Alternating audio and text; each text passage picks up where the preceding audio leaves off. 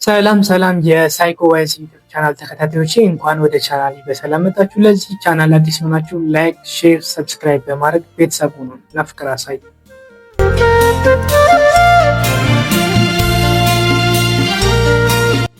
እንግዲህ ዛሬ ይዤላችሁ የመጣሁት ሀሳብ ምንድነው፣ በእርግዝና ሰዓት አደገኛ ምልክት የምንላቸው ምንድናቸው የሚሉትን እንወያያለን። እንግዲህ በእርግዝና ሰዓት አደገኛ ምልክት የምንላቸው ምንድናቸው፣ ምን አይነት ባህሪያት ናቸው የሚሉትን በሰፊው ግንዛቤ ማወቅ ለአንቺ እና ለቤተሰቦች እጅግ በጣም ጠቃሚ ስለሆነ ሙሉን ተከታታዩ። እንግዲህ በእርግዝና ሰዓት የተለያዩ ስሜቶች ሊሰሙሽ ይችላሉ። እነዚህ አይነት ስሜቶች የሚሰሙ ከእርግዝናው ባህሪ ጋር ተያይዞ ወይም ደግሞ እርግዝናው ተከስቶ የሚመጡ የሰውነት መቀያየር ጋር ከእርግጥ ጋር ተያይዞ የሰውነት መለዋወጦች ስለሚመጡ እነዛ መሰረት ያደረገ ስሜት ሊሰማ ይችላል። ነገር ግን እነዛ ስሜቶች በሙሉ አንቺንም ሆነ ልጅሽን ይጎዳሉ ማለት አይደለም። ነገር ግን አንቺን እና ልጅሽን ሊጎዱ የሚችሉ አሳሳቢ ነገሮች ምንድናቸው የሚለው ማወቅ መገንዘብ ያስፈልጋል ማለት ነው። ከነዚህ መካከል እንግዲህ የመጀመሪያው ምንድነው፣ በተለይ የመጀመሪያሽ ከሆነ ከ5 ወር ጀምሮ አንድና ከዛ በላይ ልጅ ካለች ደግሞ ከ4 ወር ከ2 ሳምንት በኋላ ወይም ደግሞ ከ18 ሳምንት በኋላ እንግዲህ እንቅስቃሴ ይጀምራል ብለን እናስባለን። እንግዲህ ዋናው ነገር ምንድነው፣ እንቅስቃሴ ከጀመረ በኋላ በየቀኑ የልጃችንን እንቅስቃሴ መከታተል ይጠበቅብናል ማለት ነው። ያ እንግዲህ ምንድን ነው የሚጠቅመን፣ ዛሬ መልካም የሆነ የሰውነት እንቅስቃሴ ካለው ለሚቀጥለው 24 ሰዓት ውስጥ ጤናማ የሆነ እድገት ይኖረዋል ማለት ነው። አሁን ላይ ዛሬ ላይ ያዳምጥነው ለነገ ጤናማ የሆነ ህይወት ይኖረዋል ብለን ስለምናስብ ማለት ነው። ስለዚህ ሁሌም ቢሆን ከ18 ሳምንት በላይ ወይም ደግሞ ከ4 ወር ከ2 ሳምንት በላይ ከሆነ እና ደግሞ የመጀመሪያችሁ ከሆነ ከ5ኛ ወር ጀምሮ እንቅስቃሴ ስለሚጀምር በየቀኑ ምን ማድረግ ያስፈልጋል ማለት ነው፣ እንቅስቃሴውን መከታተል ያስፈልጋል። እንግዲህ አንዳንዴ ያው እርግዝና እየጨመረ ከሄደ ቁጥር አንዳንዴ የሚንቀሳቀስ ቻንሱ እየጨመረ ነው የሚሄደው። መጨረሻ አካባቢ ላይ ደግሞ ትንሽ የሚቀነስ የማድረግ ባህሪ ይኖረዋል። ነገር ግን ሁሌም ቢሆን የልጅን እንቅስቃሴ መከታተል አለብሽ።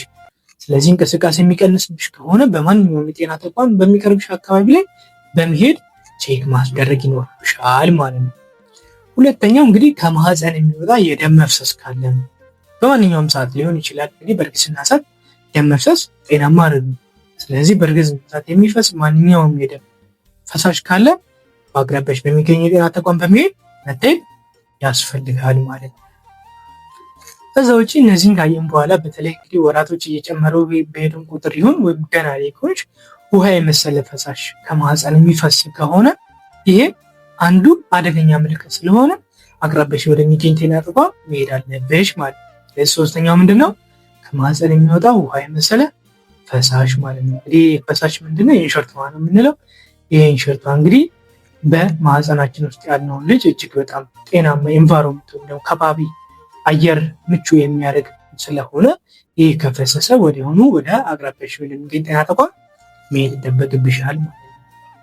ከዛ ውጭ እነዚህን ካየን በኋላ እንግዲህ ምንድነው የሚሆነው፣ ከእርግዝና ጋር ተያይዞ የሚመጣ ደም ግፊት ጋር ተያይዞ ያሉት ምልክቶች እንግዲህ አብዛኛውን በተለይ ከመቶ እናቶች ቢያንስ 10 ከእርግዝና ጋር የተያያዘ ደም ግፊት ያጋጥማቸዋል ተብሎ ይታሰባል።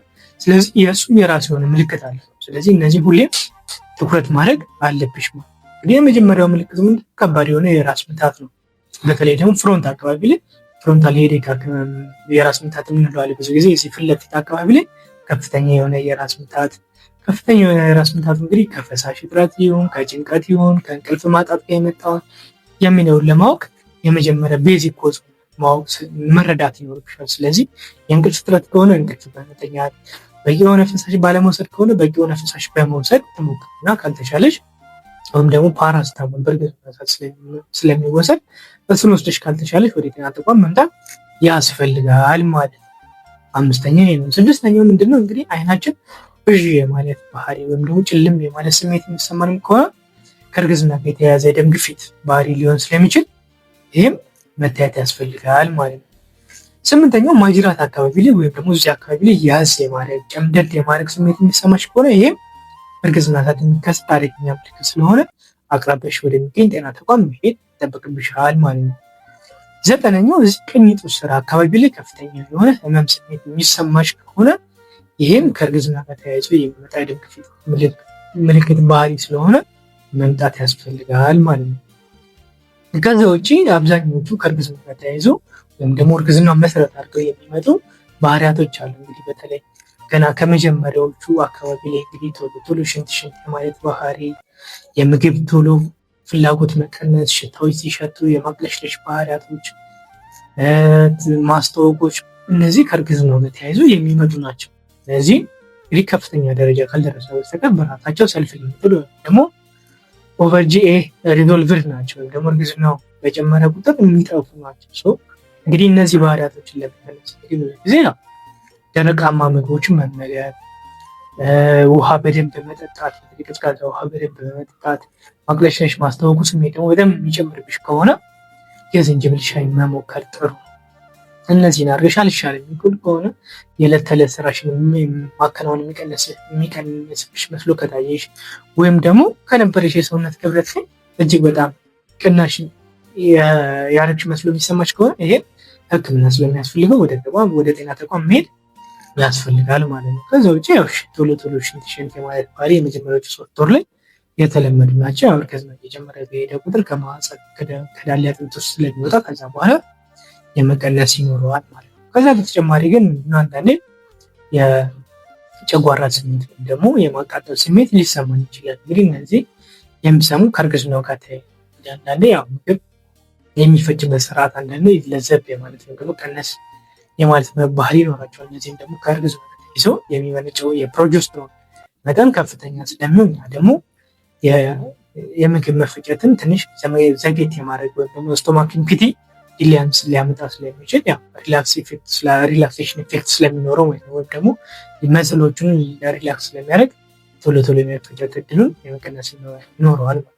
ከዛ በተጨማሪ ሆድ ድርቀት እንግዲህ አንዳንዴ ሊኖረው ይችላል። የሆድ ድርቀት እንግዲህ ምንድነው ከቅድሙ ጋር ተያይዞ ከምግብ ቶሎ ቶሎ ካልተፈጨ ወደ አንጀቶች ቶሎ ቶሎ ካልሄደ እሷ አካባቢ ላይ ስለሚቆም አብዞርቤሽን ችግር ይፈጥራል እና ስለዚህ ከፍተኛ የሆነ ፈሳሽ መውሰድ ያስፈልገናል ማለት ነው። ወይም ደግሞ በቀን 2 ሊትር እና ከዛ በላይ ውሃ መጠጣት ያስፈልገናል ማለት ነው። እሺ ስለዚህ እነዚህን በማድረግ ከነዚህን አድርገሽ አልሻል የሚል ከሆነ በማንኛውም ሰዓት ጤና ተቋም መሄድ ያስፈልጋል ማለት ነው። ከዛ ውጭ በእርግዝና ሰዓት እንግዲህ ምን ማድረግ አለብኝ ወይስ ነው ምን ይጠበቅብኛል የሚለውን ደግሞ ቼክ ማድረግ ነው። እንግዲህ በእርግዝና ሰዓት የሚሰጡ ሰፕሊመንቶች ወይም ደግሞ እርግዝናው ማጎልበቻ ወይም ደግሞ ለሚመጣው ህፃን ጠቃሚ ንጥረ ነገሮች አሉ። እንግዲህ ከነዛ ውስጥ አንዱ አይረን ዊዝ ፎሊክ አሲድ ነው የሚሰጠው። ስለዚህ አይረን ዊዝ ፎሊክ አሲድ እንግዲህ ለአንደኛ ላንቺ፣ ሁለተኛ ለልጅሽ እጅግ በጣም ጠቃሚ ንጥረ ነገር ስለሆኑ ቢያንስ ለተከታታይ 3 ወር ብትወስጃቸው ከእርግዝና በፊት ቢሆን እሰየው፣ ካልሆነ ግን በእርግዝና ታይም ላይ ስለሆን ከሆንሽ ቢያንስ ለተከታታይ 3 ወር መውሰድ ይጠበቅብሻል ማለት ነው። እነዚህ ንጥረ ነገሮች እንግዲህ ጤናማ የሆነ ደግሞ ተመጣጣኝ የሆነ የሰውነት ክብደት እንዲኖረው ጥሩ ወይም ደግሞ ብሩህ የሆነ አእምሮ እድገት እንዲኖረው ይረዳሉ ማለት ነው። ከዛ በተጨማሪ ደግሞ ላንቺ ምንድነው የቀይ የደም ሴሎች በአግባቡ እንዲመረቱ ያደርጋሉ። ሁለተኛ ደግሞ አንቺ በምትወልጅበት ሰዓት ላይ እንግዲህ ያው የሚጠበቁ የደም መፍሰሶች አሉ። እነሱን ኮምፐንሴት ሪፕሌክሽን ለማድረግ ስለሚረዳን ያው እነዛን ሪፕሌስ ለማድረግ ስለሚረዳን ቶቻቸው እጅግ በጣም መልካም ናቸው። አብዛኞቹ እንግዲህ ሳንታመም ስለምንወስዳቸው አንዳንዴ የፎርጎትፉልነስ ሊኖር ይችላል። እነዛ የመርሳት ባህሪያቶችን እንግዲህ ለመቀነስ ምን ያስፈልጋል? እንግዲህ የባለቤትሽ ኢንጌጅመንት ያስፈልጋል ማለት ነው። ስለዚህ ሁሌም ቢሆን ባለቤትሽ ከጎንሽ መሆን ይጠበቅበታል ማለት ነው። ከዛ በተጨማሪ እንሰጣለን እንግዲህ ካልሲየም እንሰጣለን ከሁለተኛው ክትትል ጀምሮ ወይም ደግሞ ከ14 ዊክ ጀምሮ ካልሲየም ሰፕሊመንት እናደርጋለን። እንግዲህ ካልሲየም ሰፕሊመንት እንግዲህ ጤናማ የሆነ አጥንት ጥንካሬ እንዲኖር የምትረዳ ንጥረ ነገር ናት። እሷንም መውሰድሽ እንዳይረሳ። በተጨማሪ የመንጋጋ ቁልፍ ክትባት በተለይ ከ15 እስከ 49 ዓመት የሆናችሁ ሴቶች የ5 ጊዜ እንድትከተቡ ይጠበቃል። 5 ጊዜውን ካልተከተብሽ እንግዲህ በእርግዝና ሰዓት 2 ጊዜ በመከተብ የልጅሽን ከቴታነስ ወይም ደግሞ ከመንጋጋ ቁልፍ መከላከል ይጠበቅብሻል ማለት ነው። ከዛ ውጭ እንግዲህ 5ኛው ወር ላይ የአንጀት ጥገኛ ትላትል ይሰጣል። እንግዲህ የአንጀት ጥገኛ ትላትል የሚሰጠው እንግዲህ ብዙ ጊዜ አንጀት ከሆክዋርም እንለኛ ብዙ ጊዜ ያ ሆክዋርም እንግዲህ ምንድነው የሚያደርገው? አንጀት ላይ በመግባት አንጀት ላይ በመላጠፍ ያንን እንግዲህ ደም የማምጠጥ አቅም ስለሚኖረው ያንን ለማጥፋት ወይም ደግሞ ኤራዲኬት ለማድረግ ነው የሚሰጠው፣ አሞች ሳይሆን ለመከላከል ስለሆነ የሚሰጠው ያንን መውሰድ ተገቢ ነው ማለት ነው።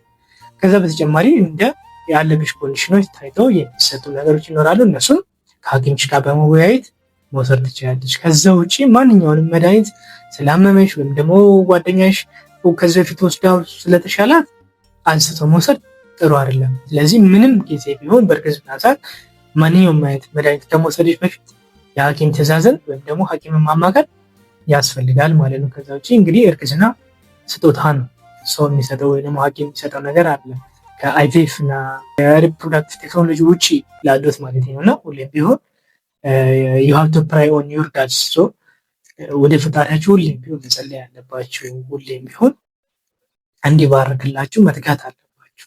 ከዛ በተጨማሪ ግን አንቺ ማድረግ የሚጠበቅብሽ ነገሮች በሙሉ ማድረግ አለብሽ ማለት ነው። እንግዲህ መልካም የነፍሰ ጡር ጊዜ እመኝላችኋለሁ። እንግዲህ ያረገዛችሁትን ደግሞ መልካም ፍሬ እንድታፈሩ እመኝላችኋለሁ።